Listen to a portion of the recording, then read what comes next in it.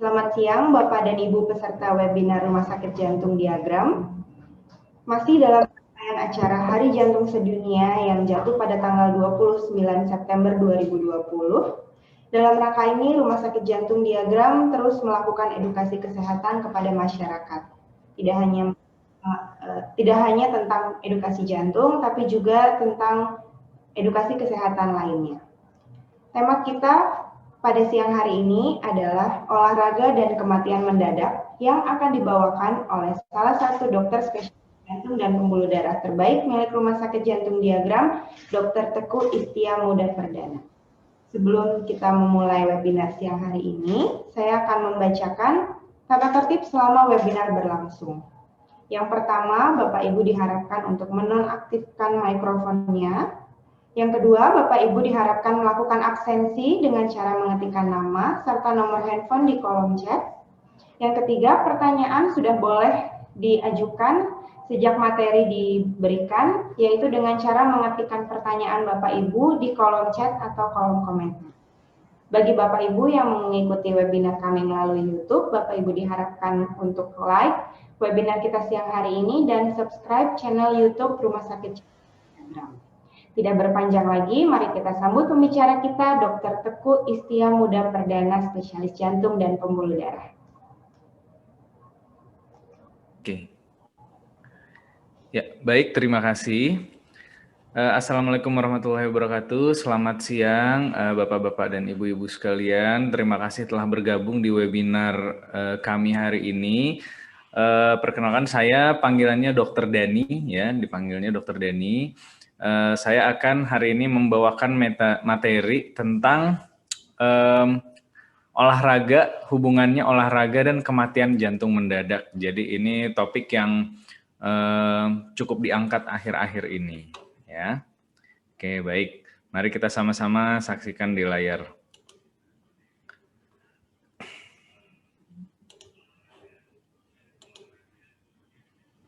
Iya, oke.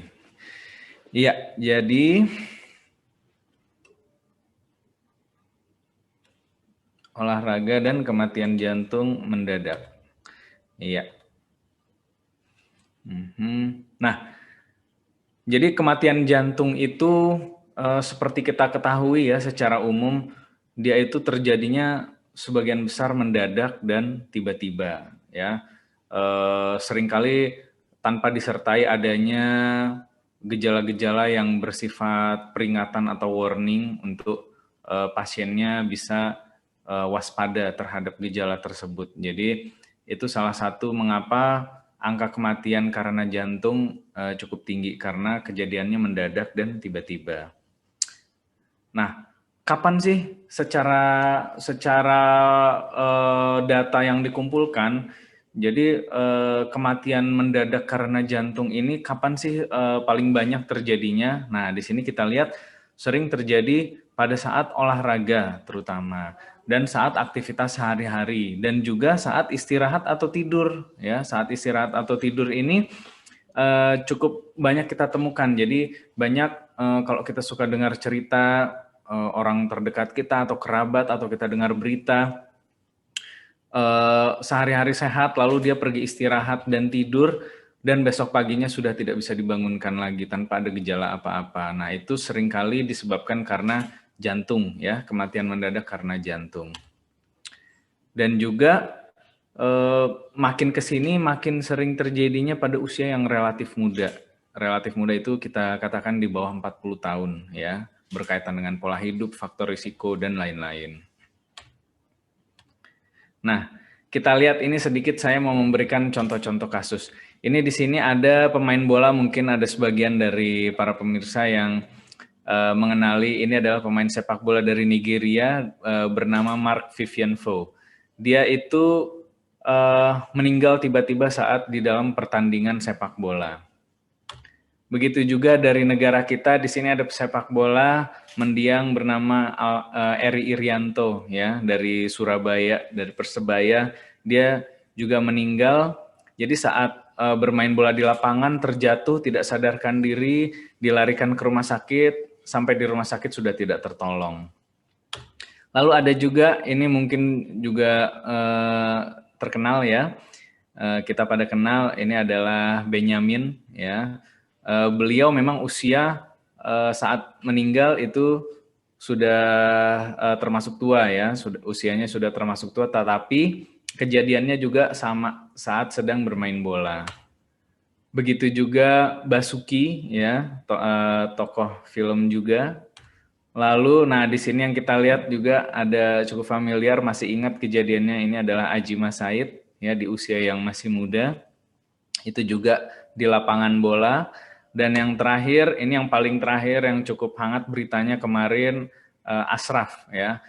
Kalau ini kejadiannya sudah pergi tidur dan besoknya tidak bisa dibangunkan lagi, tetapi dari kronologinya memang didapatkan bahwa mendiang ini sedang dalam program latihan olahraga yang intensitasnya cukup berat.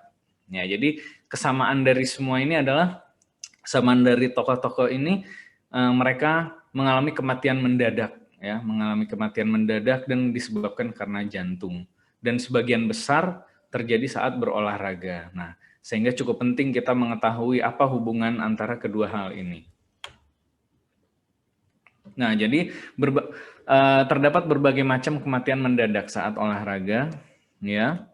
Yang pertama serangan jantung, heart attack, itu yang sering kita jumpai di masyarakat, kalau kita lihat di film-film juga.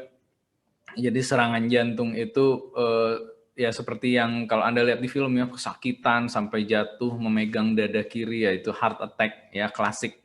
Dan yang kedua sebagai penyebab serangan jantung adalah penyakit jantung koroner, lalu gangguan irama jantung yang berbahaya. Nah, contohnya ini yang mulai banyak kita temukan belakangan ini, namanya Brugada syndrome atau juga ada WPW syndrome. Itu adalah kelainan-kelainan irama jantung yang sehari-hari tidak menimbulkan gejala, tetapi dia terdeteksi saat pemeriksaan EKG atau rekam jantung. Dan itu bisa mengakibatkan gangguan irama jantung yang berat yang bisa fatal saat aktivitas berat ya, saat olahraga terutama ya. Tapi sehari-hari dia tidak menimbulkan keluhan, tidak seperti pada pasien-pasien jantung pada umumnya. Lalu gangguan pompa jantung pada penebalan otot jantung yang berlebih. Nah, ini biasanya didapatkan pada orang-orang yang memang punya penyakit jantung berupa penebalan otot jantung yang berlebihan, ya, ada jenis penyakit yang seperti itu, atau pada orang-orang yang memang melakukan latihan berat dalam waktu lama dan intensitas yang sangat berat, misalnya pada atlet-atlet profesional seperti yang contoh-contoh saya sebutkan tadi. Lalu yang terakhir ini tidak berhubungan dengan sumbernya, bukan dari jantung, tetapi dia dapat membuat kematian mendadak karena jantungnya juga terhenti. Itu adalah heat stroke. Heat stroke artinya apa? Heat stroke itu gangguan fungsi-fungsi tubuh kita karena kita terpapar suhu yang cukup panas ya, suhu yang cukup panas dan dalam waktu yang lama. Sementara kita sendiri sedang melakukan aktivitas yang berat, olahraga yang berat. Jadi misalnya ini sering terjadi pada orang-orang yang sedang melakukan maraton, ya, maraton lari dalam jarak yang sangat panjang, waktu yang cukup lama, tetapi asupan cairannya kurang seimbang gitu. Jadi dia mengalami dehidrasi yang berlebihan dan juga mendapatkan suhu yang cukup tinggi. Ya, jadi itu bisa menyebabkan kematian yang mendadak ya, namanya heat stroke. Kalau tidak ditolong dengan cepat itu bisa menyebabkan kematian. Jadi bagaimana kita harus waspada? Nah, bila kita mempunyai ada riwayat blackout atau pingsan yang tiba-tiba dan berulang. Nah, itu kita harus waspada, itu biasanya ada hubungannya dengan jantung. Atau ada riwayat kematian mendadak pada usia muda di keluarga kita, entah keluarga inti atau keluarga sepupu, keponakan ya. Itu kalau ada riwayat kematian mendadak pada usia muda, kita juga harus berhati-hati karena biasanya secara genetik satu keluarga diwariskan. Yang berikutnya, bila kita ada nyeri dada saat beraktivitas ya, saat beraktivitas bukan saat sedang diam saja. Jadi kalau saat beraktivitas nyeri dadanya yang bagaimana sih? Nyeri dadanya yang terutama di daerah kiri, nyerinya tidak dapat ditunjuk, ya rasanya seperti dada berat atau tidak nyaman, bukan yang cenut-cenut saja gitu ya. Nah itu kalau kita timbul saat beraktivitas, nyeri dadanya sifatnya seperti itu kemungkinan besar memang ada tanda-tanda penyakit jantung koroner, sehingga kita harus memeriksakan.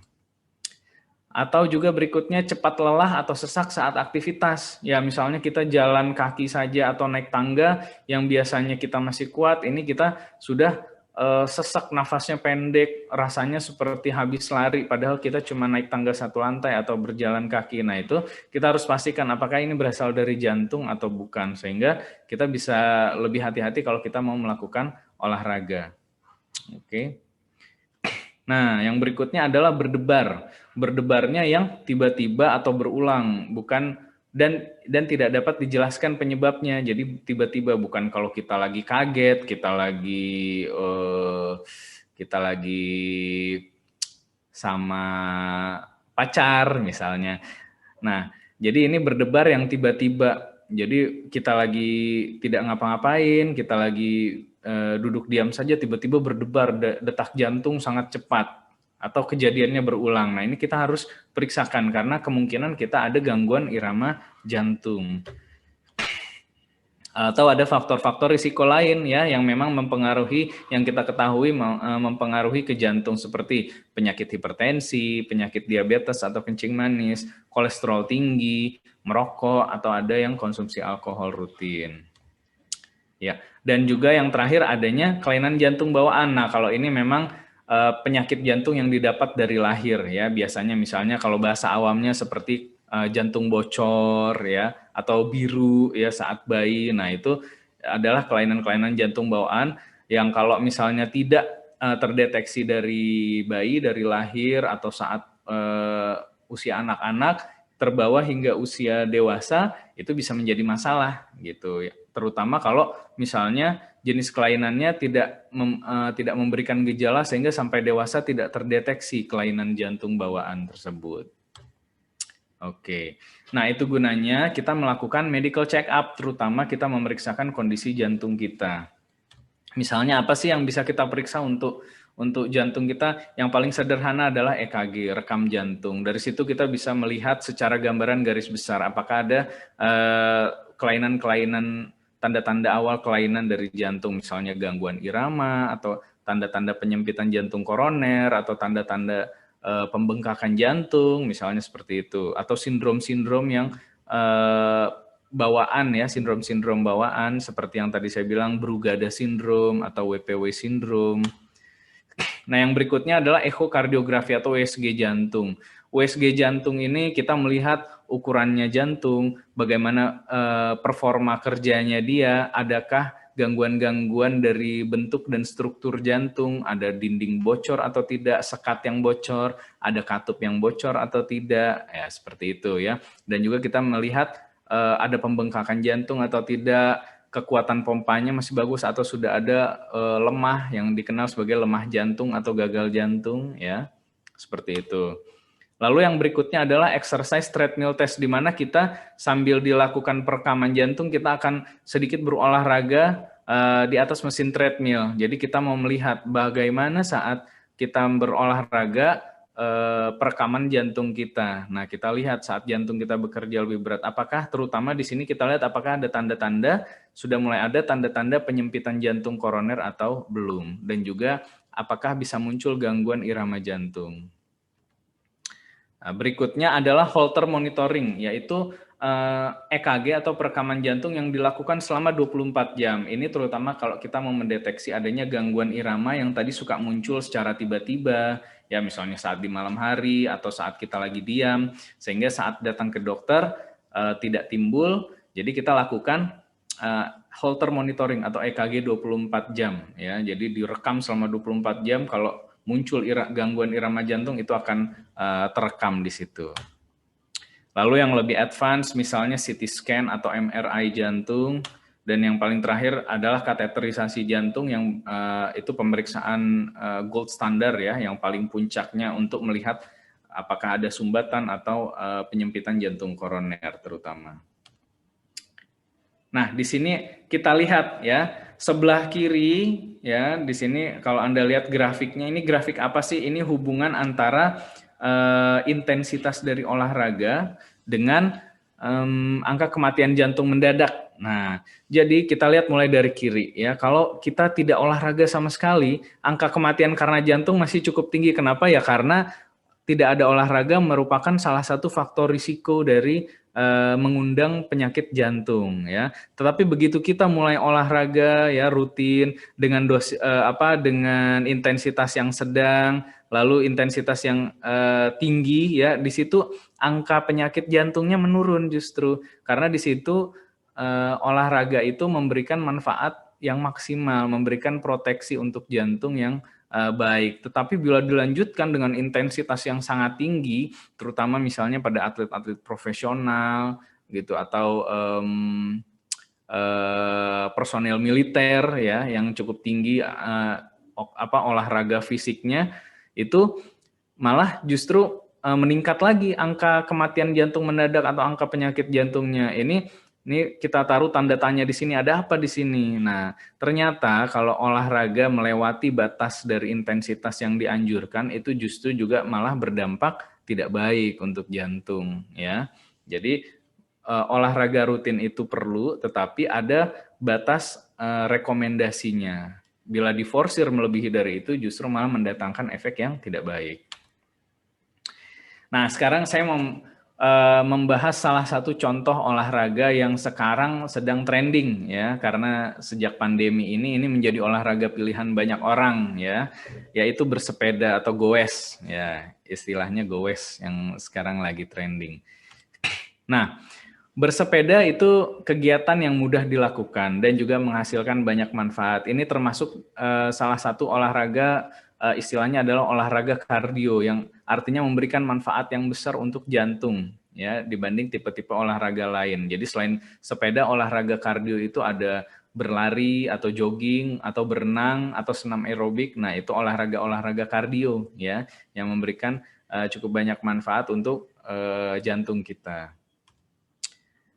Nah, bersepeda secara teratur itu memiliki risiko 15% lebih sedikit terkena serangan jantung daripada yang bukan pengendara sepeda. Artinya, maksudnya ini dalam rangka kita membahas contoh olahraganya sepeda, tapi kalau olahraga secara umum tentunya sama juga ya. Jadi kalau kita hobi bersepeda dan kita rutin, kemungkinan kita terkena serangan jantung itu menurun ya, risikonya itu sekitar 15%. Lalu bersepeda secara rutin itu manfaatnya misalnya memperkuat otot jantung ya. Jadi performanya akan semakin meningkat. Paru-paru juga dan memperbaiki sirkulasi darah tubuh dan juga dia ternyata menurunkan kadar lemak darah. Ya, ternyata lemak itu bisa turun kenapa? Karena ya dibakar karena kita olahraga. Jadi lemak itu kan cadangan energi ya, Bapak-bapak, Ibu-ibu, yang kita dapatkan dari asupan makanan kita. Tetapi kalau tidak kita gunakan dengan baik, yaitu menumpuk di tubuh kita ya, menjadi kolesterol tinggi atau jadi lemak-lemak di bawah kulit yang mengakibatkan kegemukan. Ya, seperti itu. Kalau kita olahraga itu semua dibakar ya sebagai sumber energi. Jadi memang lemak itu kita makan untuk kita gunakan lagi gitu ya. Jangan dimakan untuk disimpan ya. Nah, lalu berikutnya keuntungan dari sepeda adalah olahraga low impact. Artinya low impact apa sih? Terutama ke anggota gerak ya, terutama kaki ya. Dibandingkan ini kalau kita bandingkan dengan berlari. Kalau berlari itu memang high impact termasuk sehingga kemungkinan cedera terhadap lutut atau ankle itu masih lebih tinggi. Tapi kalau pada sepeda kemungkinan cederanya lebih kecil ya, sehingga tidak menyebabkan permasalahan pada otot atau sendi dibanding olahraga lainnya. Oke. Nah, kejadian akhir-akhir ini menunjukkan kenyataan yang kurang mengenakan. Yaitu ada beberapa rekan pesepeda yang mengalami kematian karena jantung ya. Jadi kematian karena jantung sedang bersepeda. Nah, sama seperti yang contoh-contoh kasus tadi, sedang bermain bola ya, itu kan termasuk olahraga yang intensitas tinggi. Nah, kita lihat ada apa sih? Jadi secara awam serangan jantung itu sebenarnya ada dua ya. Kalau kita lihat dari medis, kalau orang taunya, wih serangan jantung. Nah, yaitu artinya adalah heart attack. Heart attack itu serangan jantung, itu artinya saat itu terjadi tersumbatnya aliran darah yang menuju jantung ya, pembuluh darah koroner yang untuk memberi makan kepada jantung sehingga menghentikan suplai oksigen ke jantung, sementara jantung itu butuh oksigen untuk dia tetap bekerja.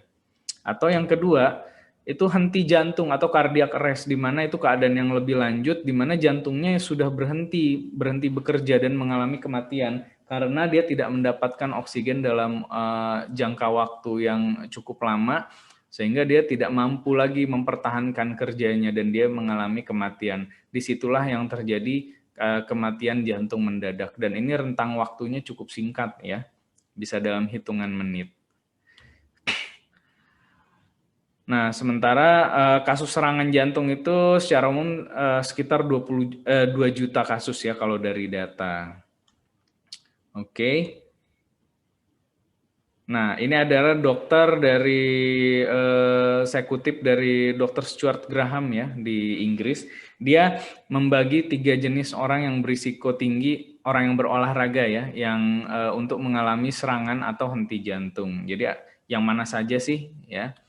Yang pertama, golongan pertama ini orang yang mulai kembali berolahraga setelah beberapa lama berhenti dari gaya hidup aktif. Jadi dulunya bagus, dia olahraga, rutin, rajin, terus karena satu dan lain hal dia menjadi tidak aktif. Karena sibuk oleh pekerjaan atau lain-lain, cedera dan lain-lain, dia tidak berolahraga lagi untuk waktu yang cukup lama. Lalu setelah sekian lama dia memutuskan untuk kembali berolahraga lagi. Nah, biasanya kalau yang seperti ini dia memiliki jiwa yang kompetitif yang cukup tinggi, sehingga mereka inginnya saat kembali berolahraga langsung inginnya performanya seperti saat mereka belum berhenti berolahraga gitu. Jadi langsung kembali ke intensitas yang tinggi.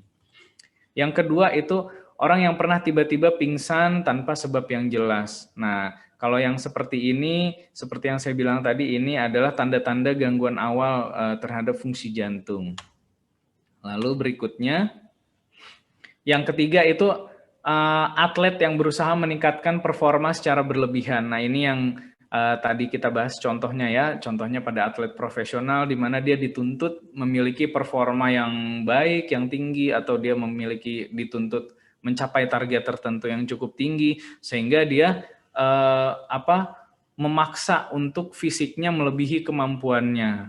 Nah, baik secara alami atau yang lebih salahnya lagi secara artifisial, misalnya dengan obat-obatan steroid dan lain-lain gitu. Itu tentunya semakin meningkatkan risiko ya terhadap gangguan jantung.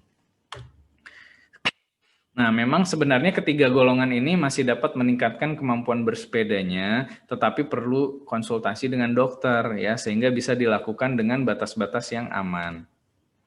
Jadi perlu juga dilakukan general check up ya untuk memastikan sistem kardiovaskuler atau sistem jantung kita baik-baik saja.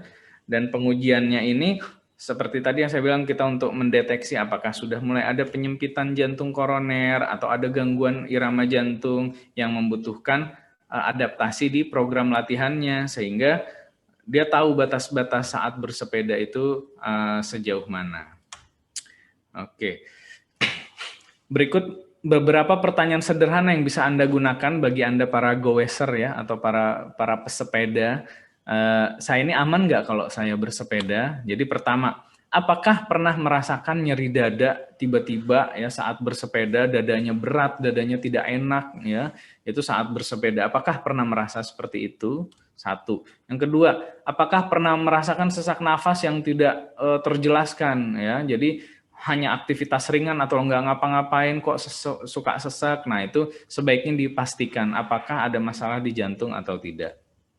Lalu, apakah sering merasa pusing berkepanjangan, terengah-engah terus, bahkan setelah sepedahannya sudah selesai, ya Anda sudah selesai bersepeda, kok masih pusing, masih merasa lelah gitu. Nah, itu juga harus diperiksa.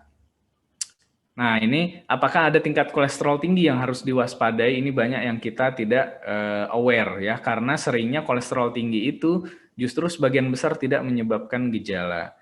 Sekalian saya luruskan bahwa kolesterol tinggi gejalanya adalah leher-leher pegal. Nah, itu sebenarnya mitos karena tidak ada hubungannya ya. Jadi tetap kita harus pastikan. Nah, apakah ada tingkat tekanan darah tinggi yang harus diwaspadai ya, bila terutama pada Anda yang memang sudah mengetahui ada punya penyakit tekanan darah tinggi atau hipertensi. Lalu apakah ada diabetes atau kencing manis, gula darah tinggi, apakah Anda perokok atau memang Anda kegemukan? Nah, itu semua faktor risiko ke jantung ya.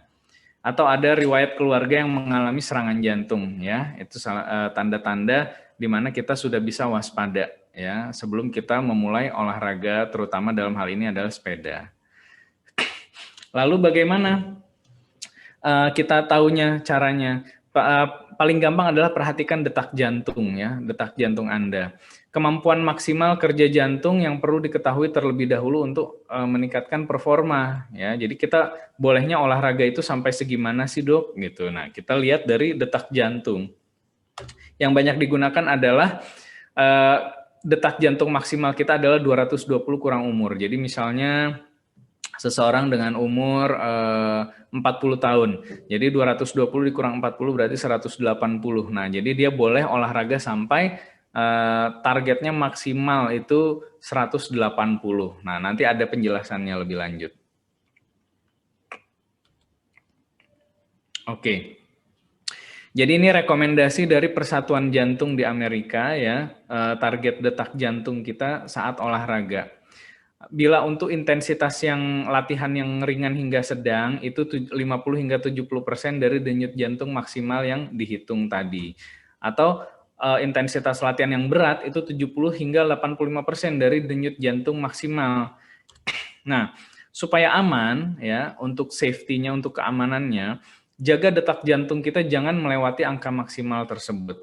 Apalagi jika kita baru baru mulai berolahraga yang tadinya kita termasuk golongan yang jarang olahraga atau tidak pernah dan kita ingin mulai nih mau rutin olahraga. Nah, kita jangan langsung masuk ke intensitas berat. Kita mulai dulu latihan yang intensitas sedang, baru lama-lama kita akan masuk ke intensitas berat. Setelah terbiasa, kita dapat meningkatkan intensitas latihan secara bertahap. Nah, ini juga berlaku saat melakukan pemanasan dan pendinginan. Jadi misalnya contoh kasus, seorang usia tadi 40 tahun ya, dia mau berolahraga, patokan dia adalah denyut jantung maksimalnya adalah 180 kali per menit. Nah, kita misalkan untuk intensitas latihan sedang 50 hingga 70% itu berarti di sekitar 140 kali per menit ya. Sampai situ dulu saja latihannya. Kalau sudah mencapai situ udahan olahraganya. Lalu setelah terbiasa kita bisa tingkatkan lagi ke 160 ya, sekitar 85%-nya itu di 160. Nah, idealnya ditahan di situ, kita olahraga sampai di situ saja, di 160 kali per menit. Itu sudah memberikan manfaat yang maksimal. Kalau Anda memang sanggup bisa meningkatkan ke 180 kali itu boleh, tetapi biasanya itu sudah masuk zona lelah ya. Jadi itu memang kita sudah mulai merasa kelelahan. Jadi idealnya di 160 kali per menit itu untuk orang yang usia 40 tahun ya, berdasarkan rumus yang tadi. Oke. Nah, bagaimana sih cara menghitung denyut jantung ya, secara manual, secara gampang.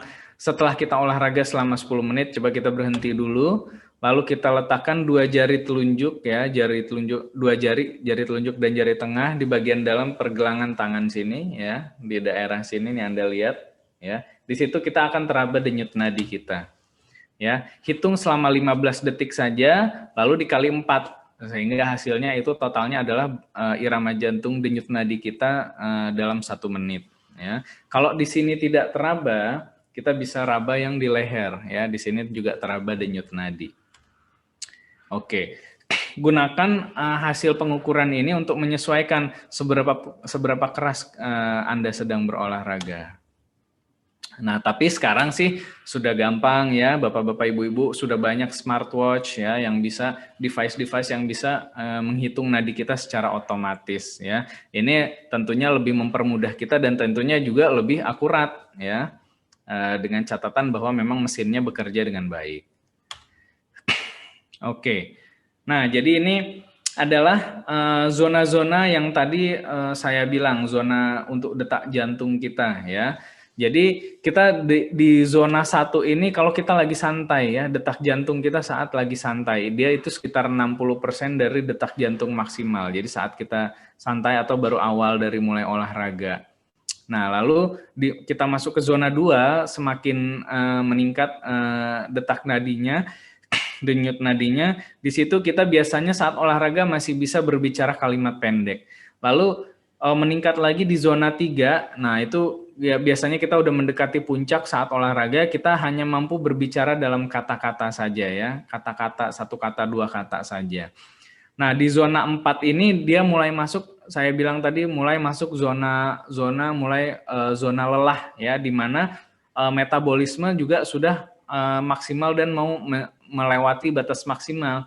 Di situ terjadinya penumpukan asam laktat, di mana di situ yang menyebabkan rasa lelah di zona ini udah sulit berbicara biasanya ya saat kita sedang bersepeda. Nah, yang terakhir zona maksimal itu biasanya heart rate-nya sudah menyentuh angka maksimal dari hasil hitungan tadi, itu biasanya hanya bertahan beberapa puluh detik saja ya, karena kita sudah merasa lelah juga. Biasanya sudah tidak sanggup berbicara kalau di zona ini. Nah, gampangnya kita pengen tahu olahraga selain dari denyut nadi tadi, kita pengen tahu nih olahraga kita ini udah di intensitas ringan, sedang atau berat ya. Bagaimana itu dengan cara tes bicara ya, paling mudah ya. Caranya begini. Jadi pertama kalau kita masih bisa bicara tapi sudah tidak bisa bernyanyi misalnya. Nah, itu kita sudah aktivitas aerobik yang intensitas sedang. Lalu kalau kita hanya bisa berbicara beberapa kata saja, 1-2 kata, 3 kata, itu udah masuk intensitas yang intens, yang berat ya, yang cukup berat.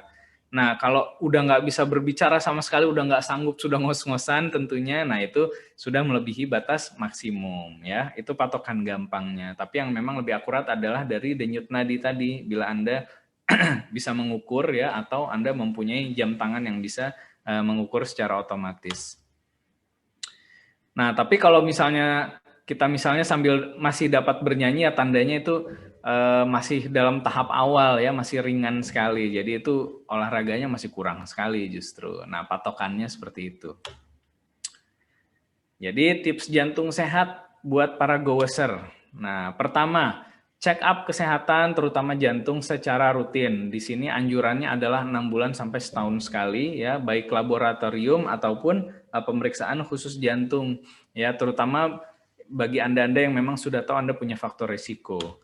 Yang kedua, pola latihan bersepeda yang teratur dan terukur ya. Jadi jangan sekali bersepeda karena terlalu semangat langsung intensitas yang berat lalu kapok berhenti sebulan 2 bulan. Nah, itu tentunya tidak tepat ya.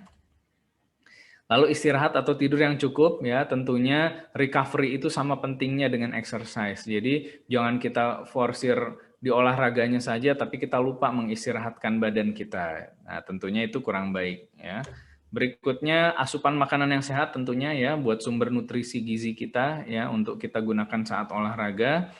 Manajemen stres dan emosi ini juga tidak kalah penting ya. Walaupun kita tidak bisa melihat secara bentuk fisiknya, stres dan emosi ini ternyata punya peran yang cukup besar ya pada penyakit jantung. Lalu jangan abaikan bila ada tanda-tanda masalah jantung yang seperti tanda-tanda yang kita bahas tadi ya. Nah, jika memang Anda ini adalah seorang pasien jantung, Anda mempunyai masalah jantung dan memang Anda adalah juga pesepeda dan sedang dalam kegiatan bersepeda, selalu bawa obat-obatan pribadi yang Anda konsumsi dan juga gunakan tanda pengenal ya, ID ya, ID yang menandakan Anda memang pasien jantung. Jadi sehingga kalau ada apa-apa semua orang bisa mengenali masalah yang terjadi gitu ya. Tentunya sebelum kita bersepeda atau mengikuti event sepeda, periksakan ke dokter jantung. Ya, jadi apa saja take home message ya, pesan yang bisa kita dapatkan hari ini? Olahraga rutin, apapun itu ya, sepeda, lari, berenang, senam, apapun itu, olahraga rutin berdampak baik terhadap kesehatan secara umum dan khususnya terhadap kesehatan jantung. Tapi harus dilakukan secara konsisten ya, bukan sekali 2 kali berhenti dalam waktu lama. Kita harus konsisten, rutin. ya, jadikan sebagai bagian dari pola hidup kita sehari-hari. Lalu tingkatkan intensitas secara bertahap. Jadi seperti naik tangga ya, mulai dulu dari yang ringan, sedang, berat ya. Bila memang tubuh kita sudah mampu, jangan langsung kita lompat langsung kita forsir ke intensitas yang berat. Lalu berhati-hati saat olahraga intensitas tinggi dalam waktu yang lama ya, jangan diforsir. Kita harus kenali tubuh kita ya dengan cara yang seperti tadi yang kita bahas ya. Anda ingat grafiknya, bila olahraga intensitas yang sangat tinggi maka angka kematian jantung atau penyakit jantung kembali meningkat ya. Lalu tentunya pola hidup sehat ya, makanan sehat, hindari faktor risiko, makan makanan yang baik, tidak merokok dan lain-lain ya, itu juga tidak kalah penting. Dan konsultasilah dengan dokter bila Anda memang ragu atau tidak yakin dengan kondisi Anda, atau Anda merasakan gejala-gejala yang Anda masih penasaran bahwa ini aman atau tidak. Begitu, terima kasih. Demikian adalah materi yang saya sampaikan tentang kematian jantung mendadak dan hubungannya dengan olahraga hari ini. Semoga bermanfaat. Bila ada yang ingin bertanya, silahkan dilampirkan. Kita akan coba masuk ke sesi tanya jawab. Baik, saya kembalikan ke moderator. Baik, terima kasih Dokter Dhani. Materinya sangat seru ya Dok untuk dibahas, apalagi karena ini lagi booming nih, orang lagi seneng naik sepeda. Gitu. Ya. Dokter, pertanyaannya udah banyak banget nih. Ada sekitar 21 pertanyaan yang sudah disampaikan oleh Bapak Ibu peserta. Kita langsung masuk ke sesi tanya jawab ya Dok. Ya, yang pertama dari Ibu Kristina. Betulkah kekurangan cairan saat olahraga, misalnya goes, dapat menyebabkan serangan jantung karena kekurangan cairan tubuh karena darah menjadi kental? Silakan dokter. Oke, sebentar. Saya cari dulu. Sudah jauh di atas sepertinya dok. Ibu Krisna ya, Ibu Krisna Dahon. Betulkah kekurangan cairan saat berolahraga goes misalnya, saat berolahraga goes bisa menyebabkan serangan jantung karena kekurangan cairan tubuh, karena darah menjadi kental. Oke, jadi pengentalan darah itu tidak terjadi secara tiba-tiba, Ibu Krisna ya, tetapi kekurangan cairan itu memang pertama yang terjadi itu bukan gangguan dari jantung, jadi bukan heart attack. Jadi itu namanya yang seperti saya bilang tadi adalah heat stroke ya. Jadi heat stroke itu di mana terjadi dua hal. Tubuh kita kekurangan cairan, terus kita terpapar oleh suhu matahari yang terik sehingga suhu badan meningkat melampaui batas normal. Nah, di situ kita saya sedikit jelaskan secara ilmiah ya. Di situ kita akan mengalami pelebaran pembuluh darah secara masif ya, secara masif dan berlebihan sehingga menyebabkan tekanan darah itu akan drop, jatuh ya, akan jatuh sehingga terjadi seperti shock gitu. Nah, kalau itu tidak ditangani dengan baik itu bisa menyebabkan kematian mendadak. Tapi dalam hal ini tidak terjadi serangan jantung secara khusus, cuma jantung akhirnya kena imbas karena keadaan seperti itu. Ya, jadi bukan karena darahnya menjadi kental, karena kekurangan cairan, sirkulasi darah itu terganggu ya. Beda definisi dengan darah kental. Kalau darah kental itu misalnya karena secara medis ya, trombosit, penyakit yang trombosit yang tinggi atau pada kolesterol tinggi, gula darah tinggi, diabetes, itu kadang-kadang kita temukan kekentalan darah yang tinggi. Begitu ya Ibu Krisna ya. Oke. Baik, terima kasih dokter. Semoga pertanyaannya terjawab ya Ibu Krisna. Kita ke pertanyaan selanjutnya dok dari Ibu Rini. Kalau usia di bawah 30 tahun sudah ada riwayat penyakit jantung, apakah masih bisa disembuhkan dan bagaimana caranya dok? Ya. Jadi tergantung ya Ibu Rini, terima kasih pertanyaannya, ini mungkin agak luas, jadi saya coba terjemahkan dengan lebih spesifik. Jadi kalau usia muda, penyakit jantung pada usia muda itu biasanya angka kematiannya lebih tinggi, akan lebih berat komplikasinya dibanding penyakit jantung pada usia tua. Tetapi kalau kita sudah bisa mendeteksi secara dini, kita bisa melakukan pencegahan-pencegahan lebih efektif sehingga kita bisa mencegah untuk terjadinya komplikasi-komplikasi lebih lanjut. Nah, apakah masih bisa disembuhkan? Ini tergantung konteksnya penyakit jantung yang seperti apa. Ya, misalnya penyakit jantung koroner, yaitu kita harus minum obat-obatan secara rutin. Lalu bila memang diperlukan tindakan intervensi, kita lakukan tindakan intervensi. Atau misalnya penyakit irama jantung yang memang bawaan. Nah, itu sekarang sudah teknologi sudah maju, bisa disembuhkan ya untuk kelainan irama jantung itu. Atau misalnya lagi penyakit jantung bawaan ya, misalnya ada katup bocor atau sekat bocor, dilakukan operasi atau penutupan kebocorannya. Tetapi memang kita harus nilai dulu kondisi jantungnya saat pertama kali terdiagnosa penyakit jantung, apakah ternyata memang sudah banyak komplikasi yang menyertai. Nah, faktor-faktor seperti itu mempengaruhi kesembuhan ya. Begitu Ibu Rini ya. Gitu. Baik, terima kasih dokter. Selanjutnya nih dok, dari Ibu Elvina Rambe. Sudah beberapa tahun ini, sekarang saya usia 61, kalau berenang dada saya rasanya seperti terhimpit, seperti tertekan begitu. Tindakan apa yang kira-kira harus dilakukan mungkin ya? Apa yang harus diperiksakan? Terima kasih.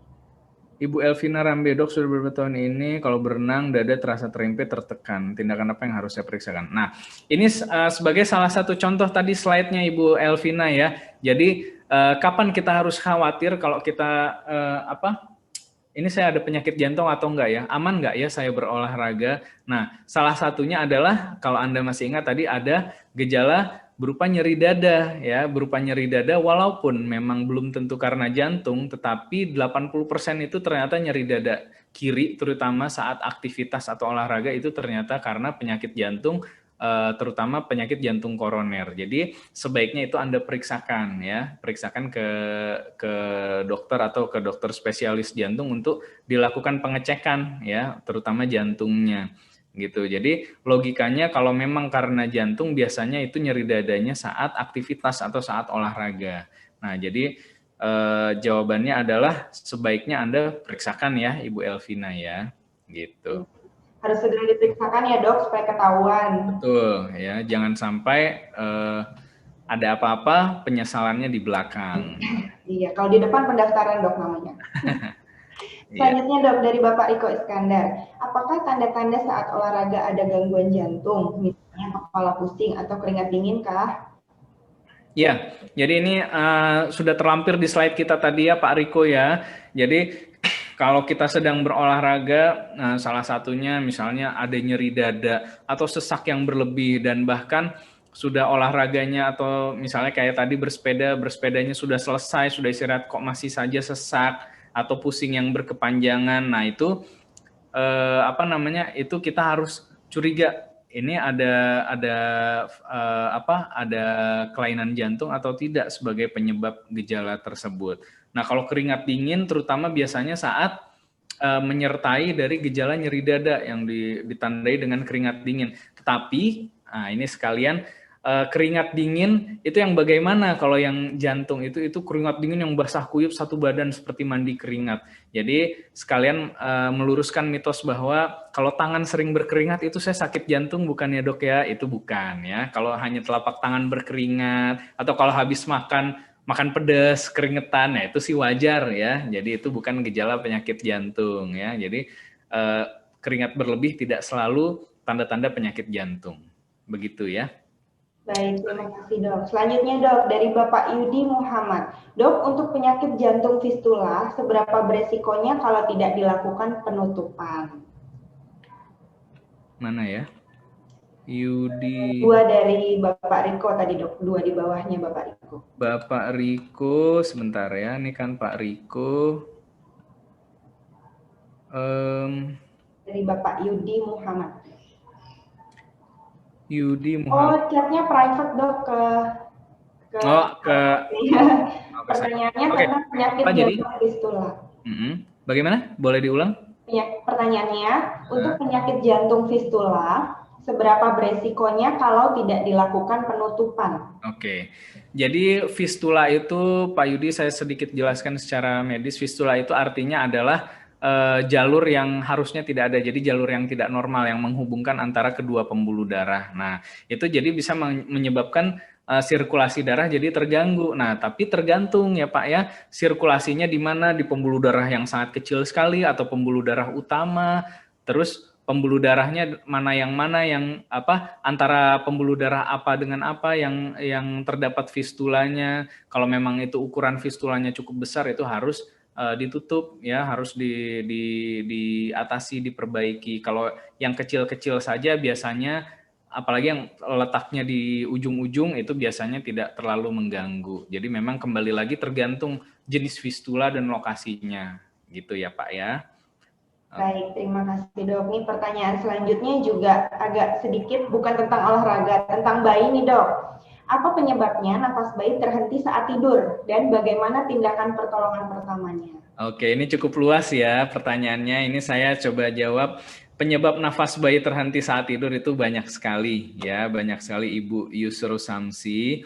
Gitu. Memang salah satunya adalah henti jantung ya. Itu tetapi biasanya kalau pada henti jantung itu karena ada memang penyakit jantung yang kalau kita bicara pada bayi tentunya adalah penyakit jantung bawaan.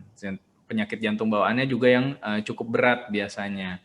Nah, tetapi ya itu persentasenya justru cukup sedikit ya. Penyebab terbanyak henti nafas bayi saat tidur itu misalnya posisi tidur yang tengkurap ya atau terlungkup yang bukan terlentang itu ya, yang tengkurap itu sehingga menghalangi jalan nafas, sehingga memang saat bayi itu kita kalau posisi tidur harus hati-hati ya. Lalu ada juga misalnya tersedak entah makanan atau benda-benda padat lain ya. Jadi memang faktor-faktor yang dari luar jantung sih justru lebih banyak terjadi kalau pada bayi. Begitu ya Ibu Yus ya. Ada pertanyaan bonus nih dari Ibu Yus. Iya, saya juga baru tahu nih dok kalau tentang bayi itu. Ternyata presentasi terbesarnya justru faktor lain selain jantung. Iya, betul sekali. Baik, selanjutnya dok dari Bapak Iwan, apa bedanya gagal jantung dan serangan jantung? Iya. Nah, serangan jantung itu adalah peristiwa, jadi kalau bahasa Inggrisnya kan heart attack. Nah, jadi peristiwa di mana jantung mengalami sumbatan ya, saat itu terjadi tiba-tiba sumbatan di pembuluh darah jantung koroner sehingga aliran darahnya tidak bisa mengalir dengan baik ya, terhenti sehingga jantung tidak mendapatkan suplai darah yang bagus, tidak mendapatkan oksigen yang bagus. Nah, itu serangan, makanya dibilang kenapa serangan, jadi karena terjadi tiba-tiba ya Pak Iwan ya. Nah, gagal jantung itu apa? Artinya gagal jantung itu keadaan di mana jantung sudah tidak mampu memompa darah dengan baik, dengan cukup memompa darah sesuai kebutuhannya untuk tubuh kita. Itu namanya gagal jantung atau lemah jantung. Nah, gagal jantung itu adalah kondisi komplikasi yang didapatkan apabila serangan jantung tidak ditangani dengan baik gitu. Serangan jantung itu bisa berakhir dengan 2, kematian atau gagal jantung ya, bila tidak ditangani dengan baik. Begitu. Baik, terima kasih dokter. Pertanyaan selanjutnya dok tentang CT scan jantung. Ini ada 2 pertanyaan dari 2 penanya berbeda, tapi pertanyaannya mirip dok. Oke, yang mirip-mirip mungkin bisa kita rangkum ya. Iya, efek negatif dan berapa kali sih boleh melakukan CT scan jantung? Akan itu pakai cairan kimia. Ya, oke.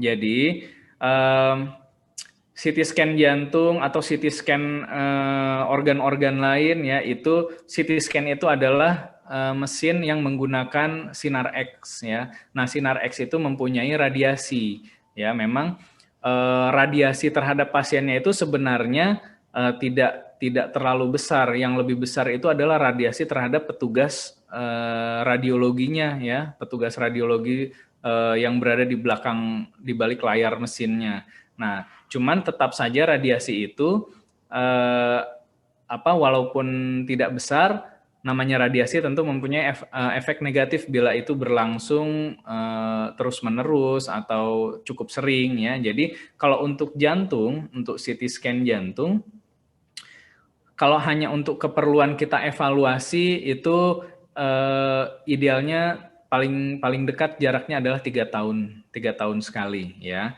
Tetapi kalau memang ada indikasi dari dokter yang memerlukan, oh ini harus kita lakukan CT scan jantung untuk mencari hal-hal tertentu, nah itu kita lakukan ya, hanya untuk kondisi-kondisi tertentu yang dirasakan perlu oleh dokter. Tapi kalau hanya untuk sekedar melakukan check up itu 3 tahun sekali. Nah, tapi kayak tadi saya bilang pilihan dari untuk kita memeriksakan jantung kita memang CT scan jantung itu adalah cukup advance. Sebelum kita melangkah ke CT scan jantung, sebenarnya kita cukup melakukan pemeriksaan berupa treadmill ya. Kalau dari treadmill hasilnya masih bagus, itu sebenarnya kita belum perlu melakukan CT scan gitu ya. Nah, terus CT scan jantung karena memakai obat cairan kimia, yaitu maksudnya zat kontrasnya ya. Nah, zat kontrasnya itu memang sebenarnya efeknya lebih ke ginjal ya, ke ginjal karena itu nanti zat kontrasnya akan dibuang lewat air seni kita ya. Jadi kita perlu fungsi ginjal yang baik untuk kita melakukan CT scan. Jadi kalau kita pasien yang kita mau lakukan CT scan tapi masih ada gangguan fungsi ginjal, kita harus mempertimbangkan untuk lebih hati-hati. Begitu ya. Baik, terima kasih dokter. Selanjutnya dari Bapak atau Ibu Olga, kalau hasil MCU dan USG jantungnya ditemukan kebocoran jantung atau murmur, apa yang harus dilakukan? Apakah masih bisa disembuhkan?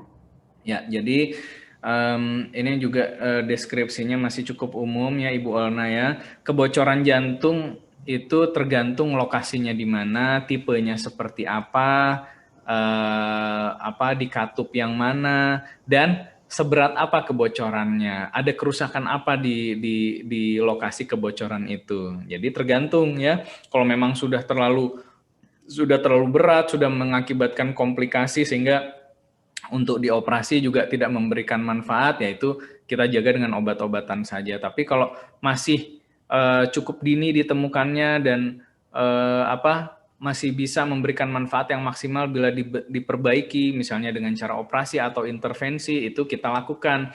Tetapi atau derajatnya memang sangat ringan sekali gitu, dan selebihnya ini didapatkan pada individu yang sehat, hanya ringan sekali dan tidak didapatkan tanda-tanda kerusakan apa-apa. Kadang-kadang kita bisa menemukan seperti itu. Nah, itu variasi normal. Nah, itu tidak perlu apa-apa. Sebenarnya cukup kita pantau setahun sekali, kita USG jantung, kita ekokardiografi untuk memantau progresnya. Begitu ya Ibu Olna ya.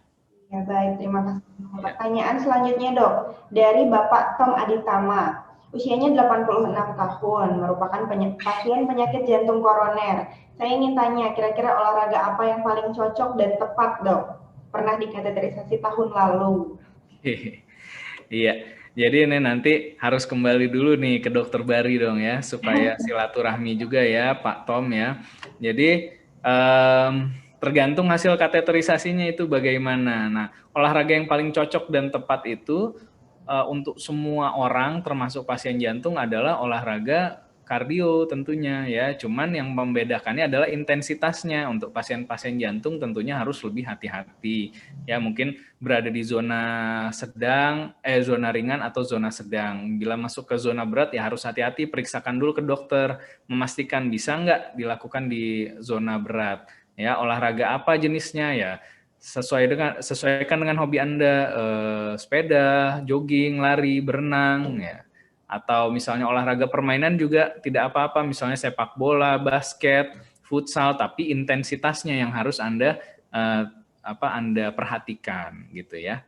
Iya, intinya olahraga tetap sangat mungkin dilakukan, hanya memang ada poin-poin yang pasien jantung gitu. Tetap direkomendasikan untuk berolahraga ya. Terima kasih dokter. Selanjutnya dari Bapak Haryo Sutendro. Saya sudah pasang 1 stent, MCU jantung oke, tapi dada kiri kadang masih terasa tidak nyaman. Kira-kira apa masalahnya? Ya, kalau begini ini harus datang untuk konsultasi ya Pak ya, supaya kita periksa lebih mendalam ya ada apa. Memang kalau dari pemeriksaan medical check up itu kan hasil bagus semua, dengan hasil treadmill bagus. Nah, tapi bila kita masih dada kirinya masih terasa tidak nyaman, kita harus perhatikan faktor-faktor yang bisa menjadi penyebabnya. Misalnya, apakah dosis obat Anda sudah cukup baik, ataukah apakah Anda minum obatnya sudah disiplin, rutin, dan juga pola hidup jangan dilupakan. Bagaimana makannya, sudah dijaga atau belum, bagaimana manajemen stres dan emosinya, apakah merokok atau tidak, masih merokok atau tidak. Nah, hal-hal seperti itu yang kadang-kadang kita lupa ya gitu, karena banyak yang saya jumpai kalau pasien sudah dipasang ring merasa sudah selesai permasalahannya, malah pola hidupnya tidak dijaga, tidak olahraga, minum obat jadi tidak rutin gitu karena merasa sudah aman dengan sudah ada ring, padahal itu tetap harus dijaga. Seperti itu ya. Baik, terima kasih dok. Selanjutnya dok, berapakah batas maksimal intensitas olahraga yang baik dilakukan? Ya, batas maksimal intensitas tadi ya, seperti tadi kita ukur detak jantung maksimal kita secara umur ya, ada rumusnya, lalu kita sampai 85% dari detak jantung maksimal. Nah, itu rekomendasinya ya, dari situ, dari detak jantung ya. Itu jawabannya. Sudah dijelaskan di slide ya dok. Betul, ada di Selanjutnya dari Ibu Elvina Rambe dok. Oh, Ibu Elvina yang lagi. Dengan aerobik? Yang dimaksud dengan aerobik itu tadi ya Bu ya.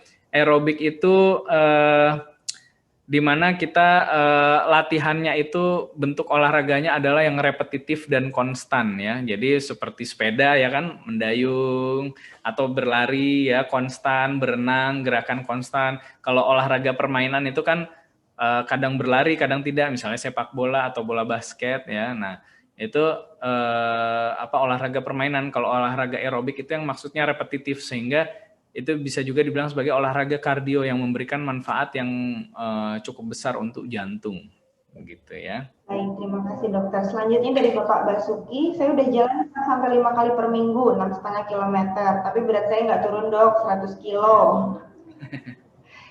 Oke, iya Pak. Ini ada dua ya, Basuki atau Jen ya. Oke, baik. Untuk masalah berat badan banyak faktor ya. Jadi yang harus dievaluasi dari dua asupannya bagaimana ya, sudah Anda kurangi, sudah Anda atur komposisi makanannya dengan baik atau tidak, dan juga 4-5 kali per minggu 6,5 kilo itu dalam berapa durasinya, berapa lama, dan denyut nadi Anda berapa, sudah tercapai berapa. Kalau jalannya jalan santai ya mungkin masih kurang ya, jadi Anda harus tingkatkan intensitas olahraga Anda.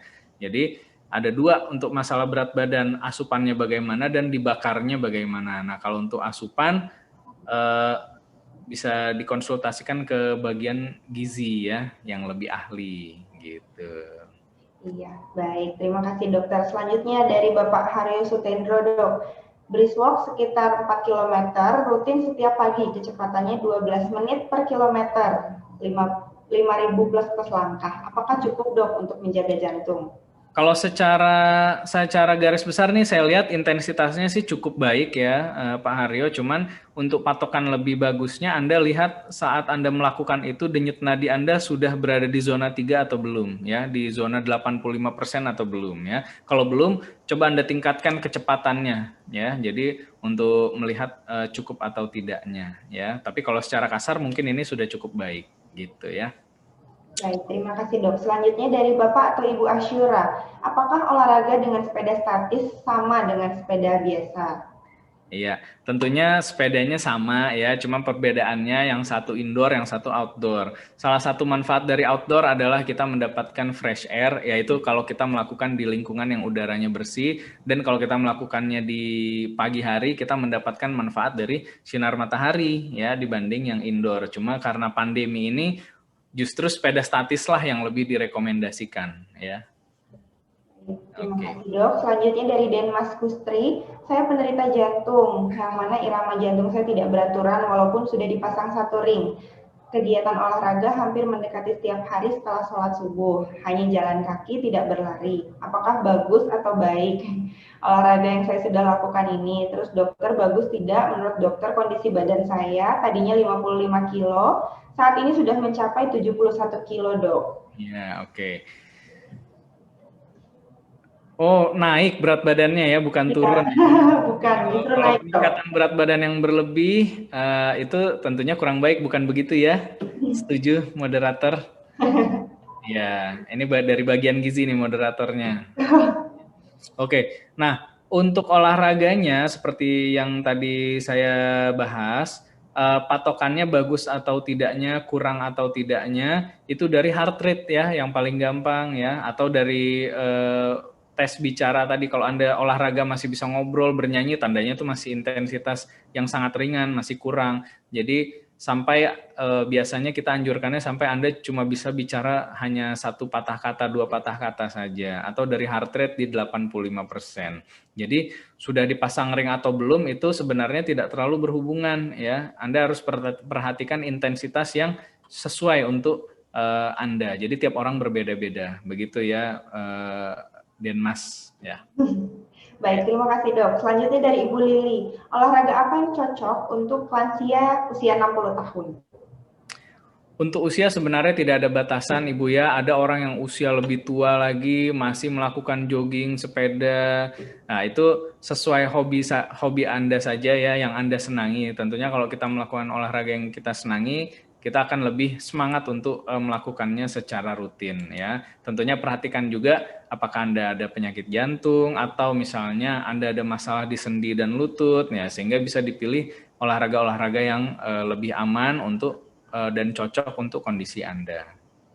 Begitu. Baik. Terima kasih dokter. Selanjutnya dari Bapak atau Ibu Wayan. Saya 2 bulan yang lalu pasang ring sama dokter Teku nih.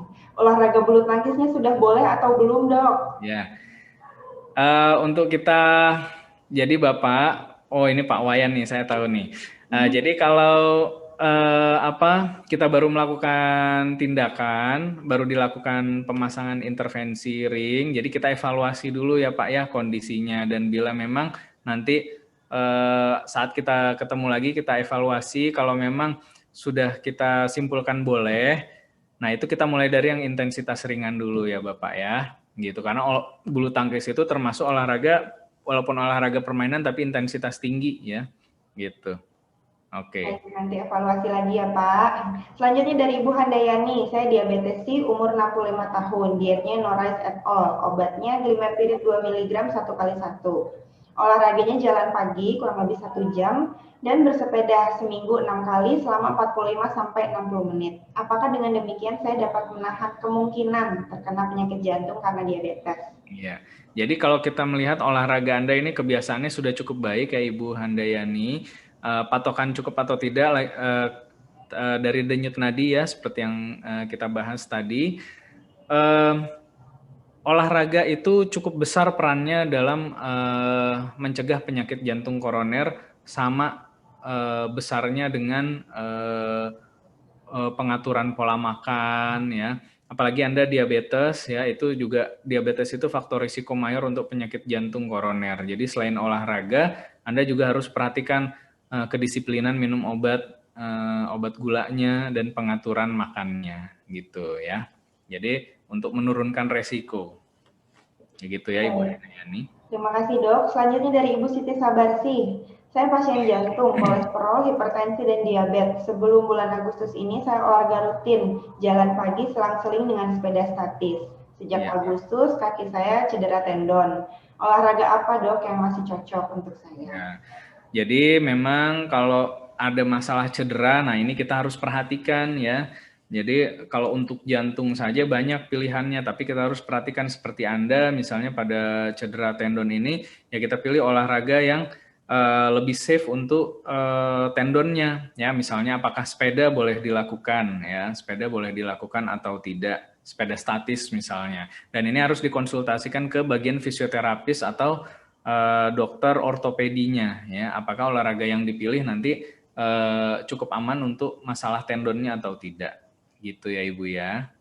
Baik, terima kasih dok. Selanjutnya dari Bapak Ari Wibowo, usia saya 42 tahun, saat goes heart rate-nya 130 sampai 160, apakah masih aman dok? Nah, ini sudah tadi ya Pak ya, Pak Ari Wibowo ya, dengan rumus di orang usia 40-an, itu idealnya di 160, jadi Anda sudah bagus ya, sudah mencapai, dipertahankan.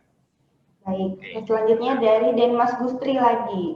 Di masa pandemi ini kita harus mengikuti protokol kesehatan. Saya sekarang ini kegiatannya adalah olahraga jalan kaki, tapi kalau kelamaan menggunakan masker, nafas saya cepat capek. Mohon arahannya dokter. Iya, oke.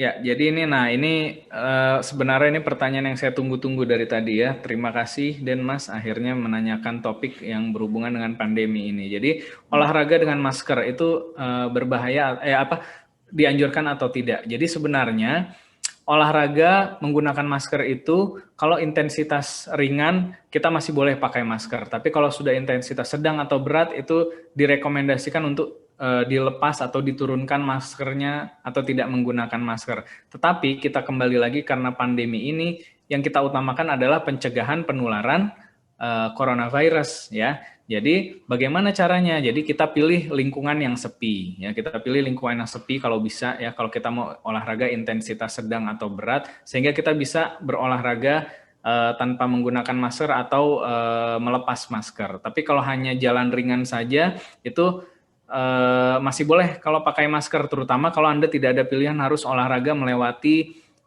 lingkungan yang ramai atau ketemu orang-orang ya, beberapa orang-orang. Nah, itu harus menggunakan masker. Jadi salah satu contohnya misalnya Anda sedang berolahraga nih, Anda intensitas sedang atau berat, sepeda atau berlari gitu ya. Boleh Anda lepas maskernya atau diturunkan, nanti begitu Anda ketemu lingkungan yang risikonya cukup tinggi, lingkungan sempit atau ada banyak orang, Anda turunkan dulu ke intensitas ringan ya, berjalan dulu, Anda pakai dulu maskernya. Setelah melewati area tersebut, Anda boleh lepas lagi maskernya. Jadi seperti itu yang bisa dilakukan. Jadi kalau olahraga intensitas sedang atau berat justru memang direkomendasikan tidak menggunakan masker, tapi Anda harus tetap melakukannya secara aman, jangan sampai menulari atau tertular ya, begitu. Baik, terima kasih dok. Selanjutnya dari Bapak atau Ibu Alifa Ladia. Apa yang dimaksud dengan enzim jantung dan fungsinya untuk apa? Oke. Mungkin ini saya coba jelaskan. Berikutnya kita nanti coba batasi ya moderator ya pertanyaannya supaya tidak terlalu meluas, kita kaitkan dengan topik ya. Jadi yang ada pertanyaan-pertanyaan bonus mungkin nanti kita tampung ya untuk kita jawab dengan media lain ya. Oke. Jadi enzim jantung itu adalah pemeriksaan lab untuk mendeteksi ada serangan jantung atau tidak, memastikan diagnosa serangan jantung atau tidak. Begitu ya Ibu Alifa ya, terutama pada kasus-kasus yang kita curiga serangan jantung gitu. Oke. Baik, pertanyaan lainnya juga masih terlalu luas nih dok. Ya. Tidak spesifik nah ini coba saya lihat ya. Oke, ada nih dok, satu dari Bapak Ciptanto. Kalau goes, sebaiknya berapa banyak air minum ya untuk menjaga jantung? Iya, oke. Mana ya? Dok, kalau gue sebaiknya berapa banyak minum air minum ya untuk menjaga jantung. Jadi kita tetap secara umum ya kebutuhan cairan kita adalah 2 liter ya per hari ya, 2 liter per hari. Jadi kalau kita sedang olahraga tentunya kita asumsikan kita ada kehilangan cairan yang lebih banyak ya. Jadi biasanya 2,5 sampai 3 liter itu total kebutuhan cairan kita sehari bila kita sedang berolahraga ya. Jadi untuk air minumnya kebutuhannya adalah seperti itu. Jadi lebih banyak dari 2 liter. Kalau kita sedang aktivitas sehari-hari aja, kebutuhan cairan kita itu adalah sebenarnya 2 liter per hari. Begitu ya. Baik, terima kasih dok. Ini pertanyaan terakhir nih dok. Boleh. Pribadi sih, mohon info. Kalau suami saya olahraga dengan intensitas tinggi, dadanya suka merasa sakit. Nah, ya. Nah, kadang-kadang saat tidur juga merasa sakit. Nah, ini Ibu Mujiati, dengan keterangan Anda yang sangat singkat ini sebenarnya anjuran saya ini segera diperiksakan ya Ibu ya. Ya, dengan intensitas tinggi dada merasa sakit, saat tidur dada merasa sakit. Jadi kita pastikan kalau memang ini ternyata karena jantung, kita harus tangani secara dini, jangan sampai terjadi hal-hal yang tidak diinginkan ya, terjadi komplikasi. Kalau ternyata bukan jantung ya bagus ya, begitu. Baik dokter, masih banyak sebenarnya, tapi memang karena pertanyaannya terlalu luas, jadi nanti mungkin Bapak Ibu bisa ikuti webinar-webinar lain yang materinya terkait. Dalam waktu dekat ini nanti menjawab pertanyaan tentang gizi. Dokter Dani, terima kasih sekali waktunya siang ini, terima kasih materinya yang sangat bermanfaat dan sangat menarik dok. Kita mau tutup, kita akhiri webinar kita siang hari ini. Bapak Ibu jangan lupa untuk melakukan absen dengan mengetikkan nama dan nomor telepon. Bagi Bapak Ibu yang mengikuti siaran webinar kami melalui YouTube, jangan lupa untuk klik tombol like dan subscribe YouTube channel Rumah Sakit Jantung Diagram. Saya akhiri webinar kami siang hari ini. Terima kasih dan selamat siang. Ya, terima kasih.